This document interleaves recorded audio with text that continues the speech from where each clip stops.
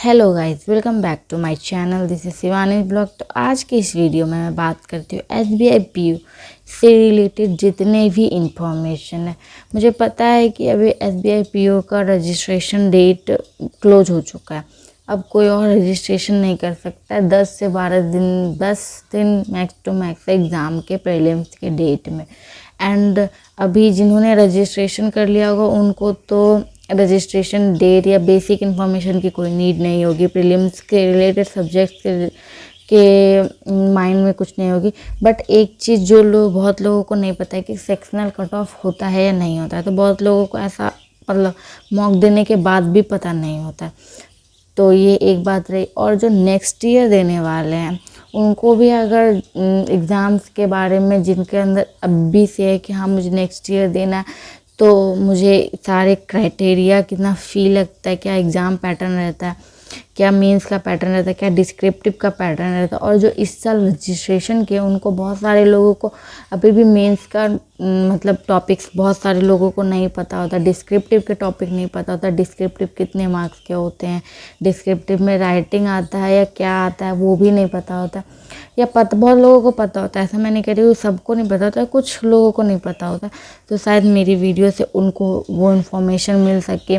और जो final selection का फेज होता है उसमें क्या पूछे जाते हैं, नॉर्मलाइजेशन कितने मार्क्स पे किया जाता है और फाइनल सिलेक्शन जो आता है वो कितने मार्क्स के बेसिस पे आता है। तो ये सारी डिटेल मैं आज इस वीडियो में आपको बताने वाली हूँ।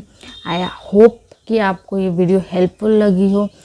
तो चलिए चलते हैं स्क्रीन पे जहाँ पे मैं आपको हर एक का डिटेल बताती हूँ। तो चलिए चलते हैं स्क्रीन पे, वहाँ पे हम लोग देखेंगे कि क्या क्या है और मतलब क्या आपको जानना है। तो वो सारे कुछ मैं स्क्रीन पे बताती हूँ। तो मैं स्क्रीन पे आ चुकी है। सबसे पहला चीज़ है बेसिक इन्फॉर्मेशन। तो सबसे पहला चीज़ आता है कि डेट रजिस्ट्रेशन का कब से कब तक था। तो वो आप देख सकते हैं स्क्रीन पे फुल्ली डिस्प्ले है। 18 जून से 8 जुलाई तक का रजिस्ट्रेशन डेट था, जो कि अब क्लोज हो चुका है। अब जो नेक्स्ट ईयर देंगे वही सिर्फ अब नेक्स्ट ईयर रजिस्ट्रेशन कर सकते हैं। अब कोई रजिस्ट्रेशन वगैरह नहीं होगी। प्रीलिम्स का डेट अगस्त में है। तो बहुत सारे लोग ऐसा बोल रहे हैं कि अगस्त के फर्स्ट वीक में एग्ज़ाम हो जाएगा। तो अभी तक तो एडमिट कार्ड आउट नहीं हुआ है, तो अभी कोई फाइनल डेट नहीं बता सकती हूँ कि ये तारीख को का ना एसबीआई के वेबसाइट पे कोई इन्फॉर्मेशन है। बस इतना बताया गया कि फर्स्ट वीक तक एग्ज़ाम हो जाएगा। तो अब मान ले तो कुछ 10 दिन या 12 दिन ही बचे हैं एग्ज़ाम के प्रीलिम्स के डेट में। मेंस का जो डेट है वो सितंबर में होगा और जो final psychometric interview group exercise वगैरह होगा ये अक्टूबर नवंबर में होगा। और जो फाइनल रिजल्ट है वो या तो नवंबर के लास्ट में या दिसंबर तक आ जाएगा। तो मतलब इस साल अगर आपको सिलेक्शन चाहिए तो आपका दिसंबर तक हो जाएगा। तो ये थोड़ा बेसिक इन्फॉर्मेशन। हम नेक्स्ट पॉइंट पर चलते हैं, एलिजिबिलिटी क्राइटेरिया। एसबीआई पीओ को फॉर्म को फिल करने के लिए आपको क्या क्या एलिजिबिलिटी क्राइटेरिया चाहिए। तो सबसे पहला आता है कि एज लिमिट। आपका एज जो है वो 21 साल से कम का नहीं होना चाहिए, ना ही 30 साल से ज़्यादा का होना चाहिए। और ये कब तक का डेट के लिए फाइनल किया गया, 1 अप्रैल 2026 के डेट के बेसिस पे किया गया। अब ना तो 21 साल से छोटे होने चाहिए, ना ही 30 साल से बड़े होना चाहिए। बहुत सारे रिलैक्सेशन भी मिला है ओबीसी, नॉन क्रीमी लेयर को, शेड्यूल कास्ट को, शेड्यूल ट्राइब को, PWD person with benchmark disability, उनको रिलैक्सेशन मिला गया। आप देख सकते हैं 3, 5, 10, 15 इस बेसिस पे। और पीडब्ल्यूडी वाले को अलग अलग मतलब डिसेबिलिटी होने के अलग अलग कास्ट के बेसिस पे रिलैक्सेशन एज भी बहुत ज़्यादा ही दिया गया, 10 साल, 13 साल, 15 साल। तो ये मतलब बहुत अच्छा बेनिफिट है पीडब्ल्यूडी वालों का। बाकी ये रही एलिजिबिलिटी क्राइटेरिया। और एज के बेसिस पे दूसरा एजुकेशन। आपका एजुकेशन, आपका ग्रेजुएशन या तो फाइनल ईयर में आप होने चाहिए या फिर आप ग्रेजुएशन पास होने चाहिए और आपका 60% मार्क्स बनना चाहिए। तो ये तो सेकंड क्राइटेरिया रही कि मतलब एजुकेशन, और फर्स्ट क्राइटेरिया आपका एज होना चाहिए। तो एलिजिबिलिटी क्राइटेरिया तो हम लोगों ने जान लिया। अब हम लोग चलते हैं तीसरे पॉइंट में, जो कि है हम लोगों का वैकेंसी कैटेगरी वाइज क्या क्या निकली है। तो आप देख सकते हैं स्क्रीन पे OBC, SC, ST, EWS, unreserved में जनरल, उसमें कितना सीट दिया टोटल तो 1500 सीट है। 1500 हम भी बिल्कुल 1500 सीट है। जिसमें आप लोग सबको जानते होंगे इस चीज़ को, 1500 है वो फॉर्म भरने फिल करने के समय आपको तो पता होगा ही होगा। तो जनरल वालों का भी आप देख सकते हैं, सारे का कैटेगरी आप पढ़ ले। चलिए चलते हैं 4th पॉइंट पे, जो कि है सिलेक्शन फेज। और प्रीलिम्स का फेज है नंबर 1। प्रीलिम्स में क्या क्या पूछा जाता है, तो प्रीलिम्स में पूछा जाता है 3 subject, English, quant and reasoning. English में 40 क्वेश्चन पूछे जाते हैं 40 मार्क्स के, क्वांट में 30 क्वेश्चन पूछे जाते हैं 30 मार्क्स के, रीजनिंग में 30 क्वेश्चन पूछे जाते हैं 30 मार्क्स के। टोटल 100 क्वेश्चन पूछे जाते हैं और सारे को 20 मिनट का टाइम मिला जाता है। इंग्लिश हो या क्वांट हो या रीजनिंग हो, एक सेक्शनल टाइम है 20 मिनट 20 मिनट 20 मिनट और 1 घंटा टोटल पूरा ओवरऑल टाइम आपको मिलेगा प्रीलिम्स के डेट में। और इसमें पेनल्टी क्या होगी वो हम लोग आगे बगल के बात करते हैं कि सेक्शनल कट ऑफ वगैरह होगी कि नहीं, वो मैं आगे आपको बताते रहूँगी धीरे धीरे। चलिए चलते हैं 4थे पॉइंट पे, जो कि है हम लोगों का प्रीलिम का सेक्शनल कट ऑफ है या नहीं है और मेंस कितने मार्क्स का होता है। तो इसमें कोई भी सेक्शनल कट ऑफ नहीं है प्रीलिम्स में। आपका ओवरऑल जो कट ऑफ होगा वही ही वैलिड होगा। ऐसा नहीं कि इंग्लिश में आपको इतना मार्क्स लाना है तभी आपका सिलेक्शन होगा, ऐसा कोई नहीं है। हर मतलब आपको टोटल एक मार्क्स जो 100 है उसमें से आपको जितना मार्क्स आएगा, मान लीजिए कट ऑफ 60 है तो आपको 60 मार्क्स लाना होगा तब आपका फाइनल हो जाएगा। तो मतलब टोटल पे आपका मतलब सिलेक्शन होगा, कोई सेक्शनल कट ऑफ नहीं है। और दूसरा बात करते हैं मेंस। मेंस 200 मार्क्स का होता है, जिसमें 250 मार्क्स का होता है, जिसमें 200 ऑब्जेक्टिव के पूछे जाते हैं, जिसमें आपको मतलब टिक करना होता है। और दूसरा होता है डिस्क्रिप्टिव। जो कि 50 मार्क्स का होता है, वो 30 मिनट के टाइम का होता है।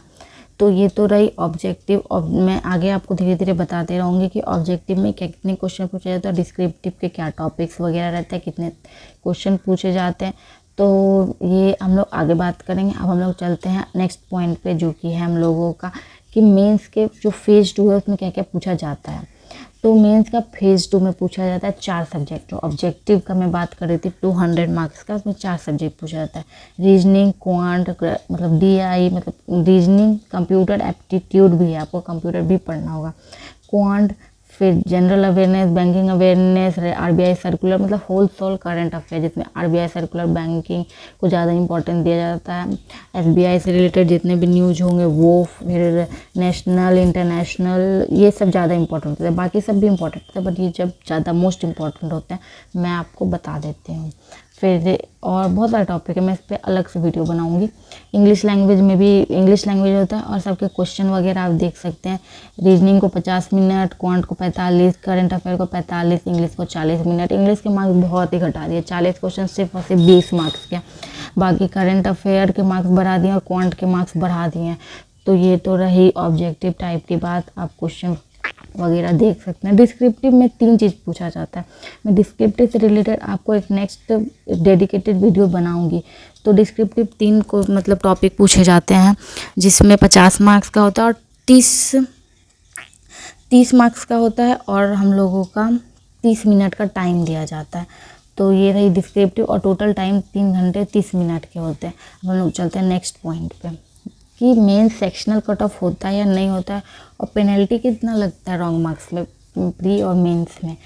तो मेंस में सेक्शनल कट ऑफ होती है, आपको देख सकते हैं। Each candidate have to score a minimum qualifying score in each test और सेक्शन, मतलब आपको सेक्शनल कट ऑफ तो होती है।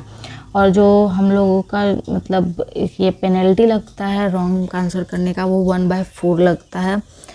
तो ये पेनल्टी प्रीलिम्स वाले लोग, बहुत लोगों को तो पता ही होगा कि 0.25 मार्क्स से जितना भी गलत होगा क्वेश्चन वो रॉन्ग हो जाएगा। इसलिए अगर आप किसी क्वेश्चन में श्योर नहीं है कि मुझे ये नहीं आता है तो आप उसको क्लिक ना करें, उसे छोड़ ही दे। मतलब उस नहीं तो आपका जो सही हुआ है वो तो गलत होगा ही होगा, जो गलत हुआ तो वो तो गलत होगा ही होगा, जो सही हुआ है उससे भी मार्क्स कट जाएगा।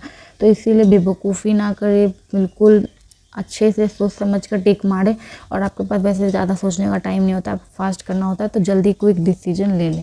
अब हम लोग चलते हैं नेक्स्ट पॉइंट पे, तो वो है फेज 3। फेज 3 में आपको क्या होगा, फेज 3 में आपको पूछा जाएगा साइकोमेट्रिक टेस्ट और group exercise and personal interview. Group exercise 20 marks का होगा, इंटरव्यू 30 मार्क्स का होगा, टोटल 50 मार्क्स का होगा और साइकोमेट्रिक टेस्ट साथ में साथ होता रहेगा। साइकोमेट्रिक टेस्ट का जो भी जहाँ भी होगा वो सेंटर पे होगा या कब होगा वो सब डिसाइड बैंक करता है, ऐसा कुछ फाइनलाइज अभी तक नहीं हुआ। तो साइकोमेट्रिक टेस्ट वगैरह तो हो गया। फिर फाइनल सिलेक्शन की बात करते हो।